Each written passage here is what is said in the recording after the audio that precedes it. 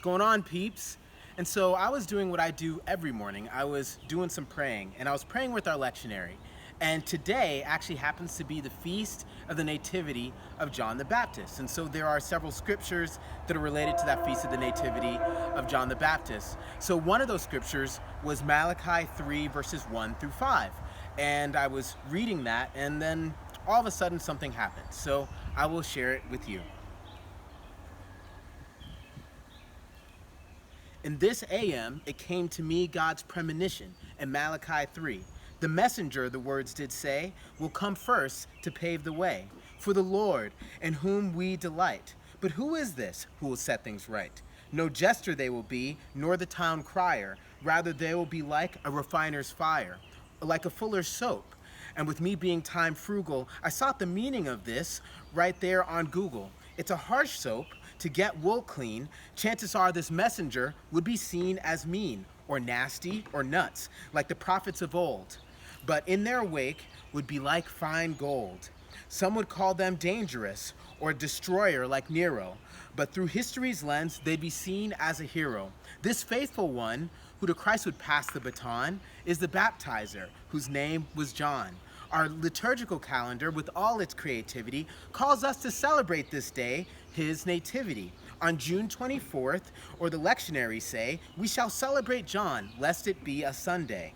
But hearing this now, to me is quite clear, is beyond the mere happenstance of the time of the year.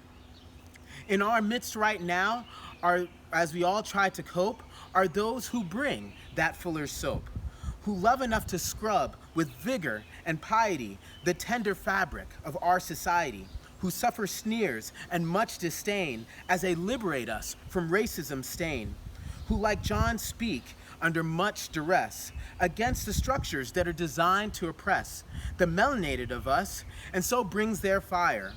And they are met with institutional ire and slandering, nasty, false, and bitter, for the truths that they reveal on the gram and Twitter.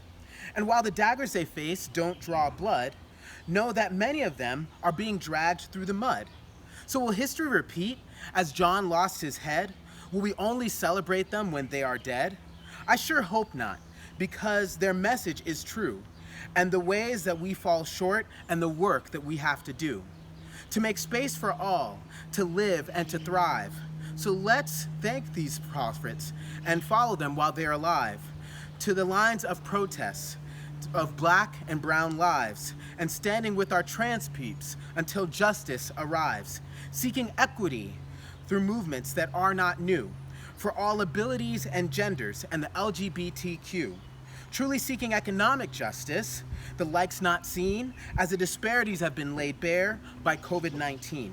So I invite you to think of someone in some time that you got today, of one who brings you discomfort in an important way. See beyond your hang-ups with their particular style, and whatever you do, don't ask them to smile. Instead, look within to where you feel unrest. Let them challenge you to do your best, to free yourself from the sin in you and around, so post-conflict, a new peace will readily abound. And in the meantime, thank them, because profits should be paid. With their help, I have hope that real progress will be made.